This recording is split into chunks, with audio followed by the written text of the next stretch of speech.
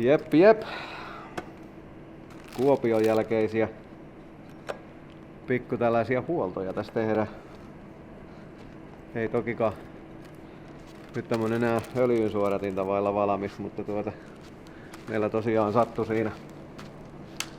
sattui siinä Kuopion nurkilla pikkasen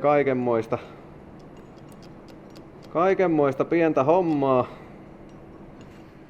Kuopiossa kun jouduttiin puuttuvien välitysten takia hieman harrastamaan sellaista raakanpuoleista rajoitinrallia, mitä nyt ei mikään tällainen moottori on niin kuin tehty kestämään ja sietämään, niin siinä tosiaan Koskenkimiä vastaan ajaes, niin sen nyt huomasikin jo jollakin lailla, että nyt alkaa puutumaan. Jiri tuli sitten takaisin sieltä kasivedosta ja rupesin kuuntelemaan, että kuuluu sellainen jännä tirinä tuolta konehuoneen puolelta. Ja se veti tuosta imusarjan alta sitten tuolta kannentiivisteen välistä vähän vettä pihalle, niin mä totesin, että no niin, että nyt tuli sitten välihuollon aika. Eikä sen puoleen välitsekki kuuluu mulla sellaiseen niin kuin normaaliin asiaan, minkä tehtiin viime vuonnakin siinä. Oliko se motoparkin jälkeen? Joo. Silloin meni kans kytkin. Joo, silloin motoparkin aikana kun se kytki hajosi, niin silloinkinhan mä nostin kans koneen ylös ja vilkaisin sitten pikaisesti, että mitä siellä oli tapahtunut. Toki silloin ei ollut aihetta muuta kuin vetää öljypohjaa auki. Nyt oli vähän sitten muutakin. Ja käytännössä tosiaan kannen tiiviste vuosi. Ja otin sitten kannen irti ja totesin, että 4- ja 5-sylinterin liekkirengas olisi oikeana. Eli sieltä oli tosiaan sylinteripaine päässyt pullauttamaan liekkirenkaan oikeaksi ja sitä kautta se oli lykännyt sitten painetta tuonne jäähdytysjärjestelmään ja sitä kautta sitten tietysti se teki ilmalukon ja ylikuumeni sitten hieman siinä.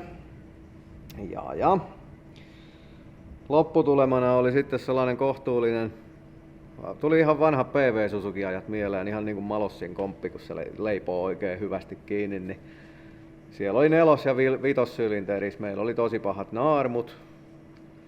Ja siinä johdosta sitten päätin, että vaihdetaan toinen lohko. Männät säilyi ehjänä, niissä ei ollut mitään muuta kuin pikkusen kyljesjälkiä, mutta ne oli ihan karhun kielellä putsaten ok. Männänrenkaat oli löystynyt kuumuudesta, eli männänrenkaat laitettiin uudet. Ja sitten laakerit nyt totta kai meni uusiksi. Ei niiskään kyllä mitään ollut, että kyllä niinku kiertokangeliuskat ja runkoliuskat oli ihan hyvän näköiset. Et mitään niinku viitteitä mistään suurista värinäongelmista tai lohkon vääntymisestä tai muusta vastaavasta ei edelleenkään ollut. Montaa ihmistä varmaan kiinnostaa semmonen asia tuon dekin kanssa, että oliko kannenpultin kierteet ehjänä. Oli. Että ne oli muu oli ihan ok, mutta tosiaan siellä oli sitten tapahtunut sellaista pientä eksodusta. Ja syypää siihen oikeastaan on jo niin kuin ihan alkaa päälle selvillä. Eli ei ole nyt kysymyksessä se, että meillä olisi millään lailla heikkoa palikkaa tässä moottorissa, vaan me nyt vaan vähän käytettiin tätä väärin, tätä vehejettä. Eli meillä tosiaan siinä kohtaa, kun paukutetaan rajoitinta vasten yksi kokonainen päivä tuollaisena kohtuukuumana päivänä, niin se tekee tehtävänsä. Ja rajoitinkin on kuitenkin siellä päällä 8 tonnia. No joo, se on tällä hetkellä ollut niin kuin hardcutti on ollut jossain 8300 paikkeilla ilmeisesti. Ja soft limiteri on ollut vähän alempana, että se ei niin kuin normaalissa ajossa se ei sinne oikein rajoittimelle kunnolla edes pääsekään. Et Jiri on pystynyt ajaa sillä lailla, että ei sitä ole hakko otettu, mutta nyt ei ollut vaihtoehtoja. Et se ei tosiaan vaan yksinkertaisesti sillä kakkosvaihteella se vauhti ei olisi muuten piisannut. Niin oli pakko joko jättää leikki kesken tai sitten ottaa tämä riski ja otettiin se riski ja nyt se kärsitään se riski. Mutta joo, moottori on nyt niin kuin taas kasassa. Ei mitään uutta laturin säärintä tuossa vähän ajateltiin katsella ja vähän isompaa laturiakin. Meillä siis sen saman rajoitinrallin seurauksena niin laturi lakkas lataamasta, mutta todettiin Joonan kanssa tuossa äsken, että siinä oli ihan säärin rikki, että saadaan se todennäköisesti vielä varaosaksi toi laturi, mutta sitten niin katsellaan vähän tehokkaampaa laturia tähän. Sitten meillä oli tosiaan kytkin. Nyt 765 SR totesi, että hänelle riittää tämä leikki. Vauhtipyöräpinta, asetelman pinta, ne oli kyllä ehjiä, mutta todella kuluneita. Levystä oli palat käytännössä, eli sinteripalat, niin ne oli käytännössä ihan niiteillä. Ja asetelman käpäliäkin oli vääntynyt sisälle päin ja siellä oli vähän jotain pyörinyt mukana. Sitten ihmeteltiin, että mikä siellä oli mukana pyörinyt, niin sitten löydettiin siinä irrotusvaiheessa tämmönen hauskuus. Elikkä meillä puuttuu startin tosta Bendix-kotelon kopasta tyylin puolet.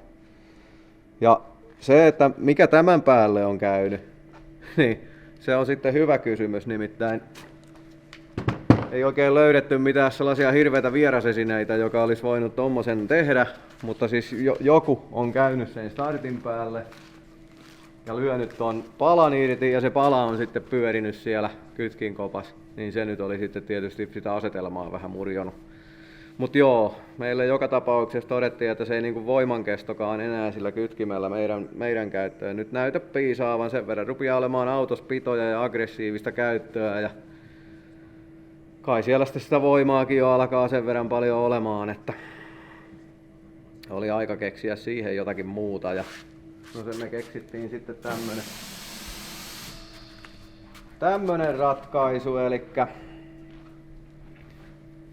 Tiltonin kolmilevynä 725 OT2 asetelma, 1350 Newtonia kestävä, metallilevyt, 3 kappaletta ja sitten M50 vauhtipyörä Tiltonin kytkimelle tarkoitettu. Näistä osista erittäin isot kiitokset meidän kaikkien hyvälle kaverillemme Marko Suurnäkille, eli Finjector hoiti hyllystä nämä meille tosi nopealla aikataululla ja sopivalla hinnalla, että jos te tarvitsette Tiltonin kytkinkamppeita, niin täytyy sanoa, että sieltä löytyy kyllä tosi hyvin hyllystä nykyään tavaraa. Löytyy lähestulkoon kaikkia asetelmamalleja. Yleisimpiin laatikkoihin löytyy levyt suoraan, asennussarjat löytyy ja sitten tosiaan esimerkiksi M50 harrastajille, niin sieltä löytyy suoraan tätä Tiltonin kevyttä vauhtipyörää, ettei tarvitse lähteä sellaista mistään saalistaa ja kaikki sopii yhteen täydellisesti. Mutta nyt tosiaan meillä tulee nyt sitten semmonen kytkin, että nyt tätä ei ole enää kiva ajaa tuohon dynolle eikä kärrystä pois eikä varikolla muutenkaan, mutta sitten taas toinen puoli on se, että nyt ei tarvitse ruveta ressaan siitä, että riittää kytkin. Riittää sitten varmasti. Ja levyjä nyt tietysti aina välillä näille on ihan ominaista näille monilevykytkimille, että sanotaanko, että kerran kauteen varmaan, tai siis niin kuin levyt kestää yleensä yhden kauden, että ne joutuu sitten uusimaan, mutta niitä saa tosiaan nätisti hommattua eikä ne mitään maailmoja loppujen lopuksi maksa. Kytkimen työsylinteriksi meillä nyt tällä hetkellä tulee vielä ihan se Bemarin oma ulkoinen sylinteri sillä omalla välivivulla ja alkuperäisellä laakerilla, että aika monet on käyttänyt sitä kyseistä kombinaatiota autoissaan tässä nyt jo pidemmän aikaa ja eivät ole kokeneet sitä minkäänmoiseksi ongelmaksi, mutta Tiltonillehan saa sitten niitä työsylinteri kautta painelaakeriyhdistelmiä, mutta niille täytyisi sitten rakentaa sinne laatikkoon jonkinmoinen pidike. Toki niitä poltonratkaisujakin markkinoilla ilmeisesti tuntuu tänä päivänä olevan, mutta niitä löytyy sitten kuukkelin ihmeellisestä maailmasta. Mut joo, kytkimestä sen verran.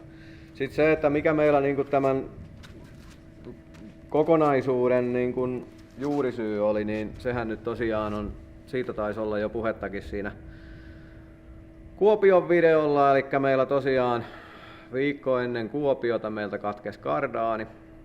Meillähän on se kardaanin etuputki jatkettu puolivälistä, kun siinä on vaihdettu se S5D-laatikon etupää ja sitten loppu on sitä E60 M5 ja se krymppiholkki lämmitti siinä ja se sitten hieman mukiloi itseään siellä auton alla. Ja me katsottiin siinä kohtaa, tutkittiin vahinkoja, että ei ole tapahtunut mitään muuta kuin kardaani katkennut, että kaikki näyttäisi muuten olevan kunnossa.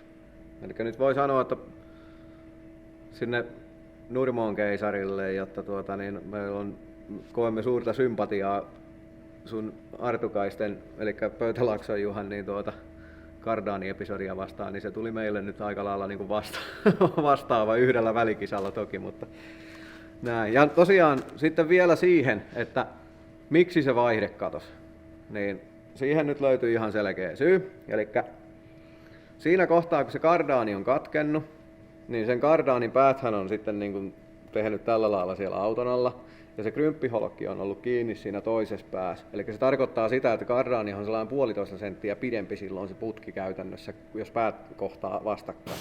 Ja se oli muljassut, siinä oli ihan selvät lyöntijäljet siinä kardaanin päässä, se oli siellä hakannut niin kuin pitkittäissuunnassa. Niin se on lyönyt laatikon akselin eteenpäin, josta syystä siirtäjät oli eri kohdassa sillä lailla, että 3 kytkentäpala osui kyllä paikalleen, mutta se ei mennyt täysin pohjaan asti. Ja siinä perjantaina, kun sillä ajettiin, niin ne kytkentäpalat kului sillä lailla, että se ei enää pysynyt päällä. Eli mitään sen kummempaa siellä laatikossa ei ollut, muuta kuin se, että ne 3 kytkentäpalat sen takia. Siellä oli käytännössä sen huomasi siitäkin, että kampiakselin päässä oleva silmälaakeri oli saanut kipiää. Eli siellä on tullut tosi kova sokki ulkoisesti siitä laatikon läpi lohkoa kohti. Ja se tosiaan teki sitten tämmöisen niin kuin jatkumon tässä asiassa. Mutta ei mitään, laatikkohan lähti Rikulle sitten sieviin sekattavaksi heti välittömästi kisan jälkeen, kun saatiin se irti ja se tuli kuntoon. Niin kuin täytyy siinä kohtaa myöskin antaa suuret kiitokset ja kehut taas kerran tälle Gearmotive huoltotoiminnalle, että jos niin kuin meillä tulee vika laatikkoon ja se viedään tyyliin, käytetään nyt viikonpäivinä vaikka niin, että maanantaina otetaan laatikko irti, tiistaina kaveri heittää sen sieviin, niin se on tiistaina iltapäivällä kunnossa ja sitten saa taas jatkaa ajamista. Tai siis laittaa laatikon kiinni ja näin, että todella mahtava ja arvokas asia sillä lailla, että huolto pelaa ja sitten vielä kaiken lisäksi siinä on se, että taaskin saatiin niin kuin selkeä käyttäjäpalaute kuljettajalle sieltä Rikulta, että minkämoisia havaintoja se siitä voimansiirron puolelta tekee muuten. Että onko niin kuin jotain kulumia tai muuta vastaavaa, että millä lailla sitä voisi sitä laatikon käyttöä esimerkiksi muuttaa, jos olisi tarvetta muuttaa. Ja muuten, että saadaan niin kuin arvokas komponentti autossa pysymään ehjänä. Ja ei mitään, nyt se on taas yhden kytkentähologin jälkeen se on hyvä ja moottori on tosiaan uudes iskus, että nyt mennään vaan ihan pienen säädön kautta, että Sami tekee pikkusen rullilla tuossa ennen Kalajoen kisaa pieniä muutoksia. Että vähän säädetään sitä just sitä rajoitin puolta sillä lailla, että se ei pääse enää sparkkutille missään kohtaa. Ja lyödään vehkeet nippuun ja ruvetaan ajamaha. Niin paljon kuin tälle kaudelle renkaita ja rahaa ei enää ole. Se on mennyt nyt, mutta renkaita on vielä jäljellä, että katsotaan kauanko ne riittää.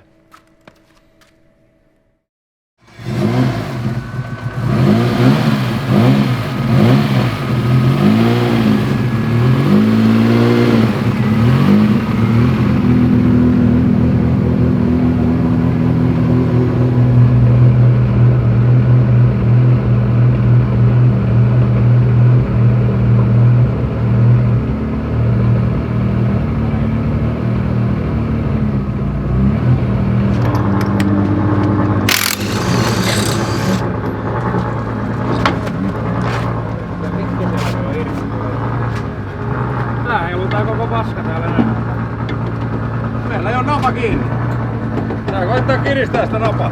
Millä? Niin, vetari pois. Ei Mutta tää heiluu näinkin. Niin, mutta totta kai se heiluu, jos ei se pohjaa, kato, kun se levenee loppua kohti, niin se on kartio. Se menee nimenomaan, kun se liikkuu. Ei kato, Jesse veti sen käsiparää. Joo. Vertainen liikenne, mutta se on mennyt.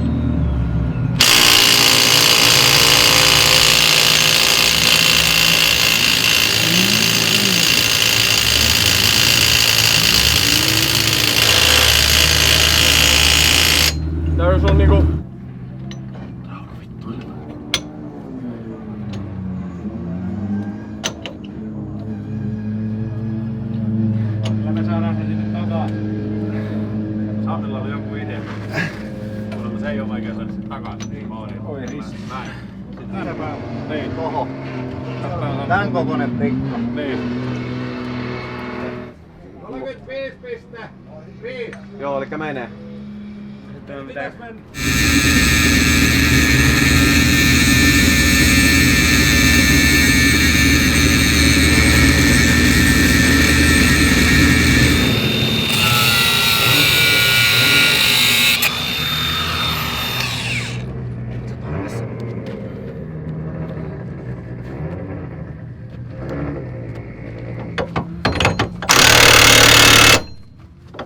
pitää tuo?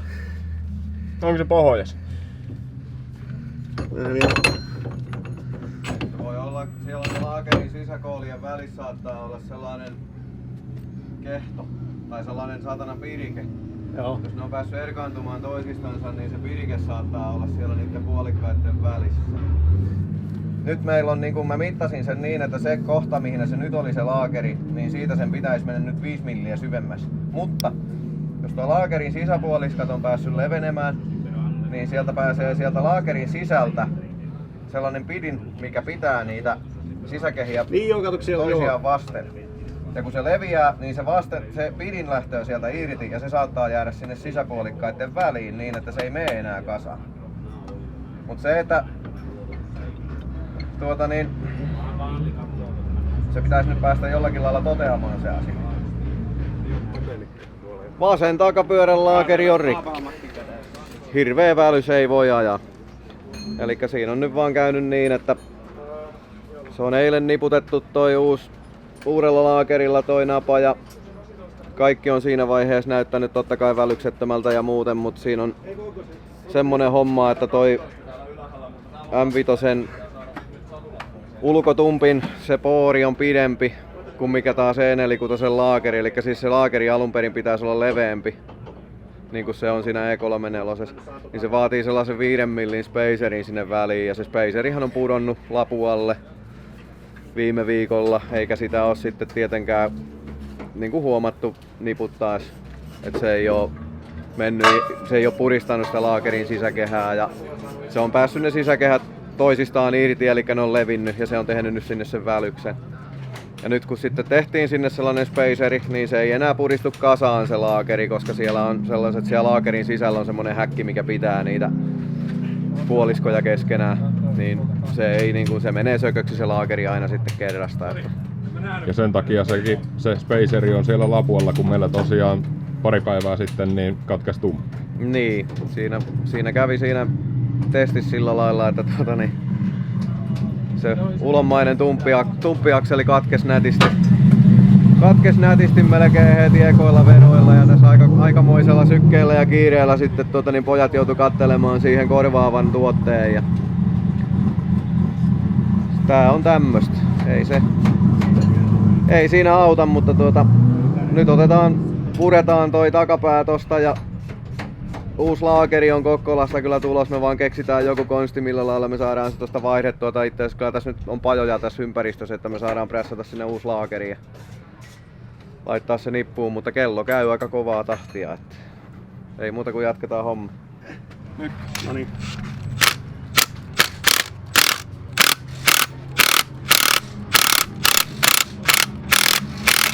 Pohjaa jo. Pohjaa tässä.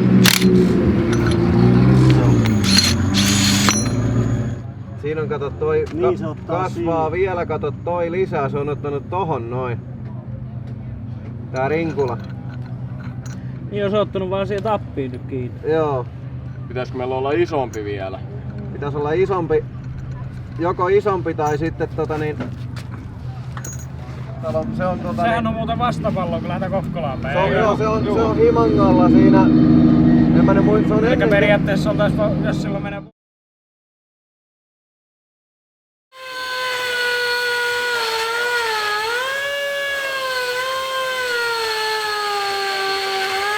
Ai se puroo siihen viisteeseen, kun näinpä ei mitään, mutta näinpä vähän.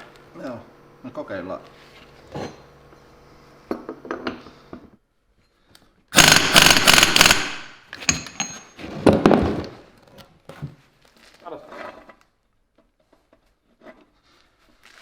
Käyn tässä.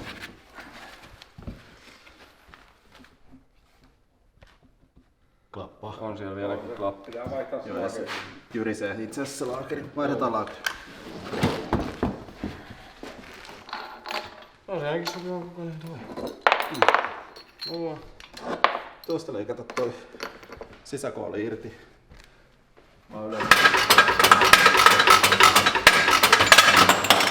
Yes. Amputuokaa se.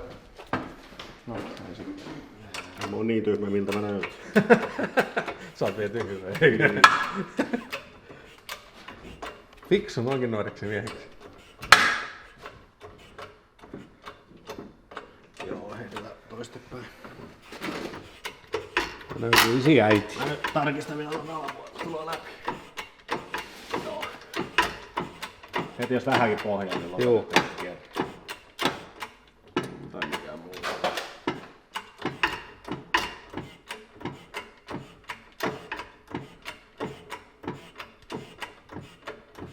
Loppuu varmaan sylinteristä kohta. Nyt alkaa nousemaan paine. Joo, no siinä.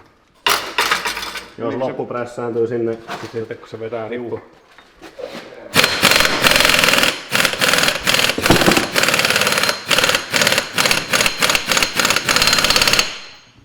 Aika lailla siinä. Se ei klappaakaan. Joo ei.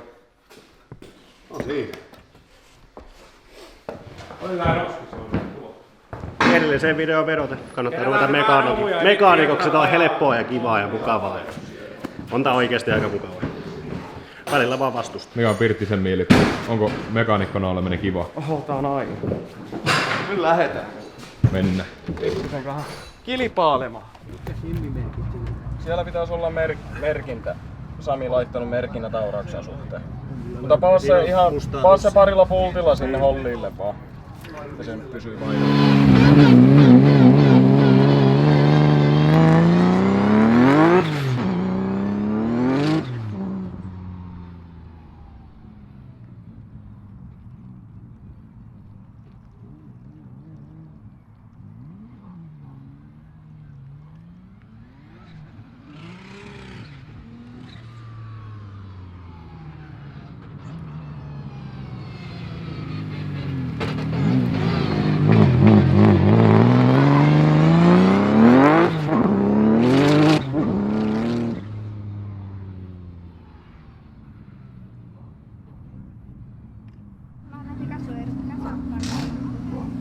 Kiitos. Joo.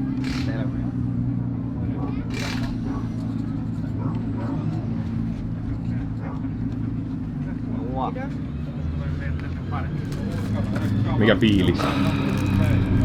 Vähän meinaa olla paineen tynkää, kun tosiaan lähdetään sitten kylmiltä laitteluille. No, nyt näkee sitten. Sen näkee. Sitten sen näkee.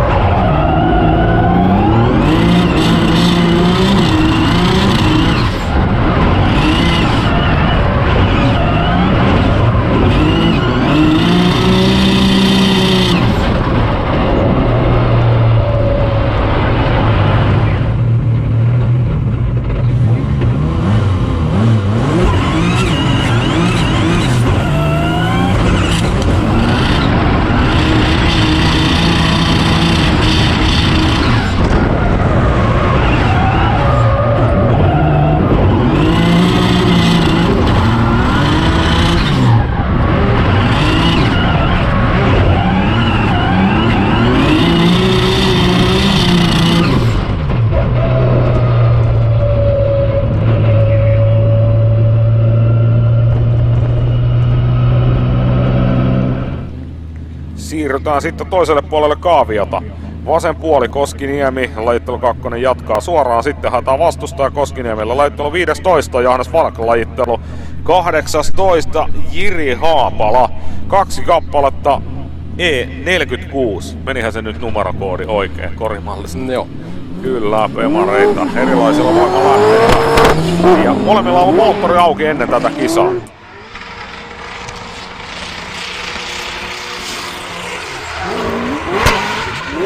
Falk menee kyllä väkivaltaisen näköisesti edessä.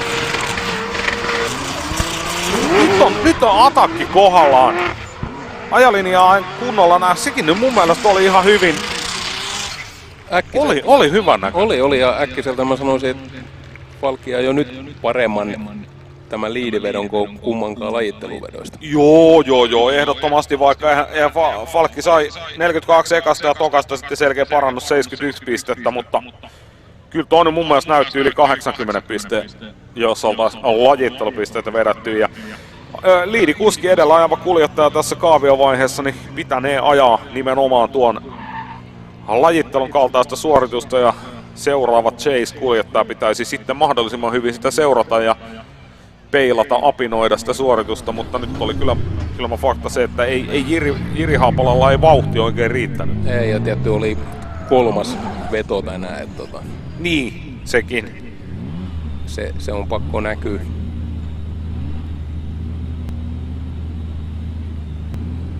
Katsotaan toisinpäin, kaikki on aina mahdollista. Niin, mitään ei ole todellakaan ratkennut. Valmiina heilottaa käsiä. Haapala edellä, Falk seuraa ja Falk on selkeästi lähellä ja on todella lähellä. Nyt vähän sumputtaa itseään, siitä varmaan rokotetaan, mutta kuinka paljon?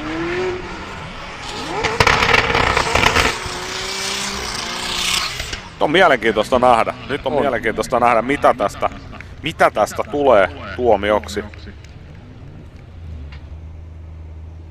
Ja tästä parista menee jatkoon Jiri Haapala. Ilmeisesti ne Falkin virheet olivat se, mikä tämä ratkaisi. Siltä se mun silmään vähän näyttikin. En mä pidä tätä yllätyksenä. Joo, kyllä siinä taisi kakkosklipin jälkeen, niin Falk jäi vähän niinku paikalleen, että vauhti kuoli siihen. Niin, ja siellä on varmaan sitten tuomaristo katsonut sen, että oliko se Haapalan aiheuttamaa vai ei. Ja tästä päätellen ei. Ja täältä nyt saadaankin Simolta tekstimuotoisena. Meidän silmissä Falk osui Haapalaan kakkosklipin jälkeen heti ja sen jälkeen oikein. Ja siellä selkeästi sitten ei nähty, että se olisi ollut Haapalan tekemä virhe. Hän eteni omaa vauhtiaan ja takana tulevan pitää mukautua siihen, joo, löysit se oikean sana. Sitten toiselle puolelle kaaviota, siellä vielä 16 vaihe menossa. Ensimmäiseksi heistä tulevat ajovuoroon Juha Koskiniemi ja Jiri Haapala.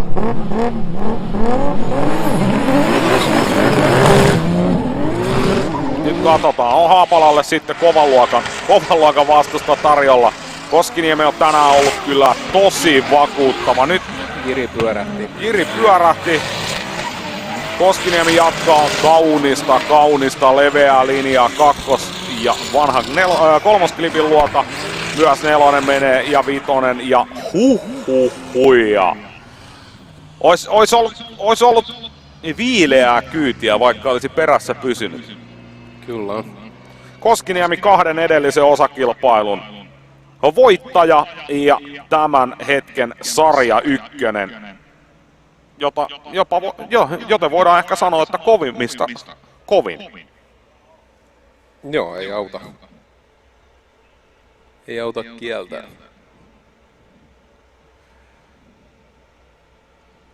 Pisteitä 196 Koskiniemellä 2 kisan jälkeen. Artukaisissahan oli lajittelu 2, kisan 2, Kuopiossa lajittelu 4 ja kisan 2. Siitä 196 pistettä. Ja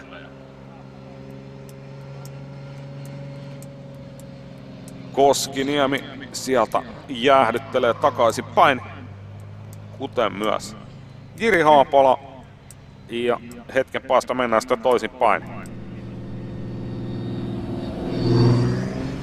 Jiri Haapala pistettävä kaikki likoon ja toivottava, että Koskiniemi jollain tavalla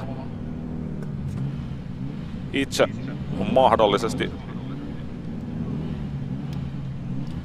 mokaisi, mutta Koskiniemen moka on ehkä semmonen vähän kaukaa termi. Totta kai, kaikki joskus mokaa, mutta hyvin menee. Haapalalla hyvä vauhti. Koskiniemi tulee rajussa kulmassa seuraa ja tästä ruvetaan pikkuhiljaa sitten varmaan lähestymään. Ja onko siinä vähän semmoista pientä varmistelua, mutta Jiri Haapala kyllä pistää ihan kaiken lihkoon liidissä ja hienon näköinen veto. Ja toivotaan nyt ennen kaikkea sitä, että jos ja kun Jiri Haapala tästä nyt tippuu Koskiniemelle, niin pääsisi ehjän auton ajamaan trailerille. Ja tästä parista jatkoon Juha Koskiniemi.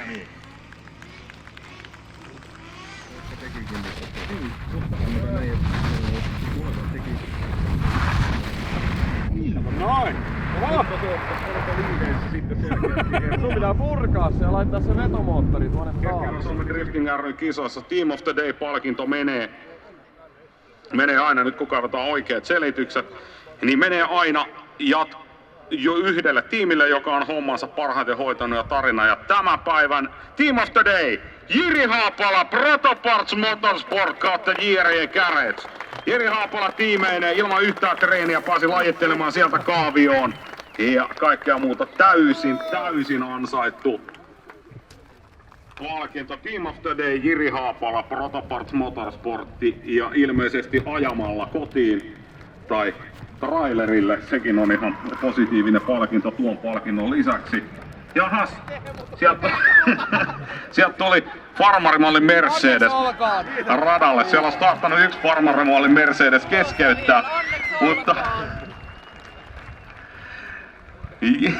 Jiri Haapala sieltä. Nyt ei valitettavasti näy mitä showta siellä muu farmari Mercedes kuljettaja tekee. On hyvän näköinen, on kuvan kaunis Mercedes saatu sinne riviin kilpa-autojen viereen. Hyvä. Mutta nyt tulosten julkaisemiseen. Päivä on nyt virallisesti ohi, palkinnot on jaettu. Mutta käydäänkö me ensin kaavio?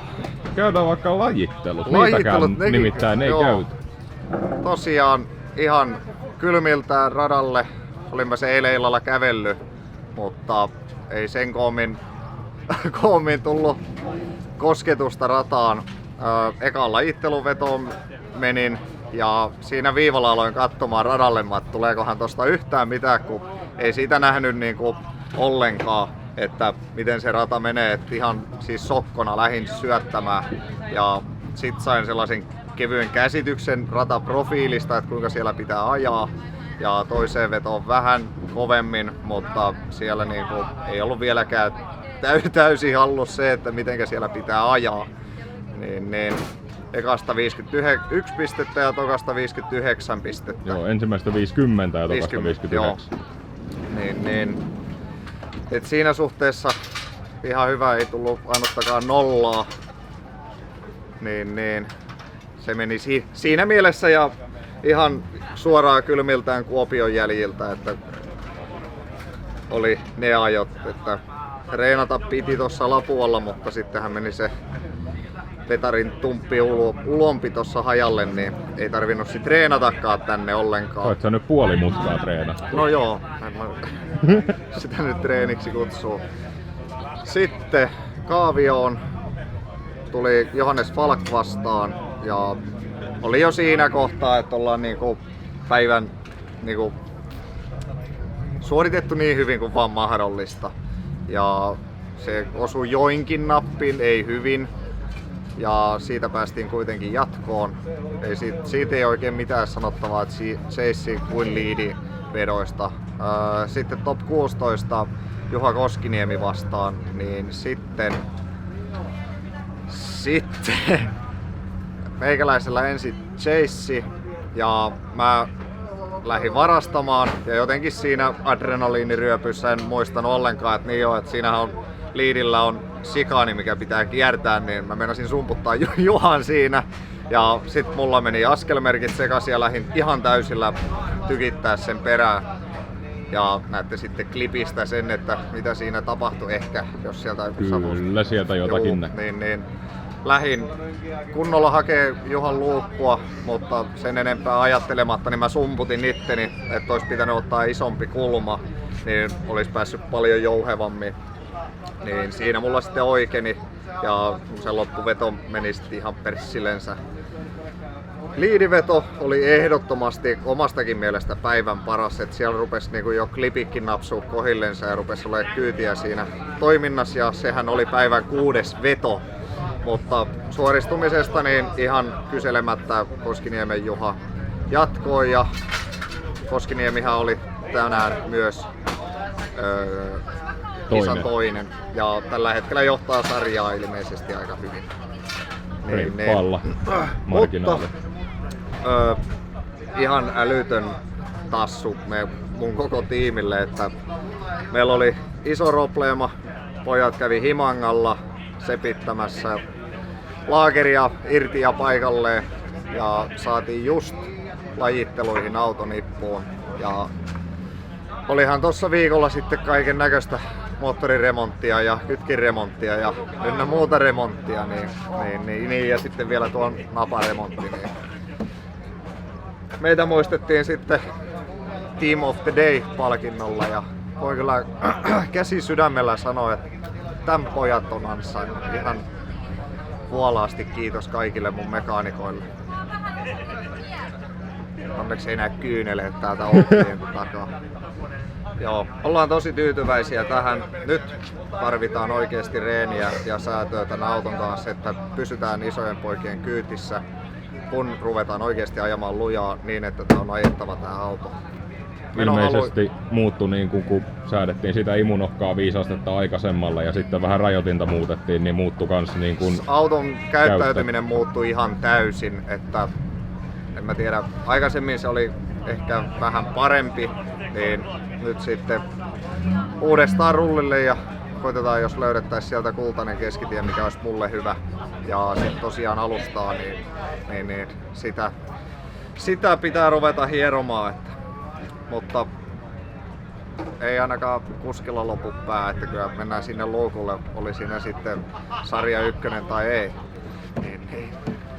Mutta näihin kuviin, näihin tunnelmiin, niin lähdetään himaan. Joo, ja nähdään vauhtia ajoilla. Vauhtia jo, kyllä.